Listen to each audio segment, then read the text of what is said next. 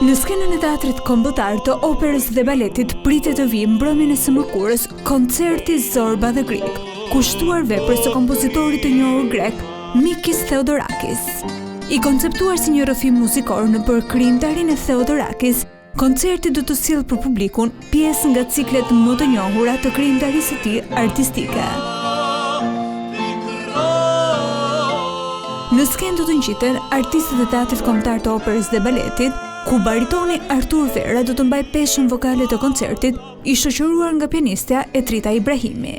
Zorba dhe Grik është e konceptuar si një shfaqje që bën bashkë poezinë dhe muzikën e Mikit Theodorakit. Pra ne nuk kemi dashur që ta ndajmë poezinë nga kënga e tij, nga gjinia e këngës që ai ka krijuar. Dhe është bërë një punë për të përzgjedhur 19 nga këngët më pikante të tij, pra këngët më të njohura të tij, të cilat njihen nga i gjithë publiku. Është kompozitori ndoshta më përfaqësues i Greqisë, i cili ka meritën e madhe që ka bashkuar muzikën elitare, poezinë elitare me folklorin.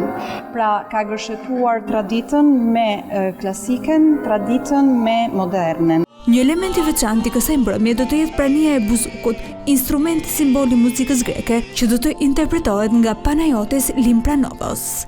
Που βρίσκομαι στο Εθνικό Θέατρο Τυράννων.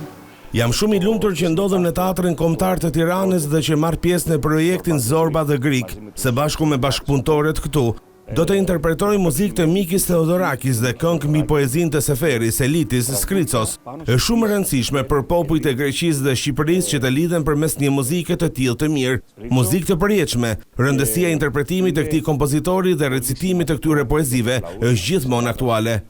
Ky koncert pritet të ndërthurë muzikën, poezinë dhe interpretimin skenik në një përvojë të plot artistike, duke rikthyer në vëmendje një prej figurave më të rëndësishme të muzikës mesdhetare dhe botrore.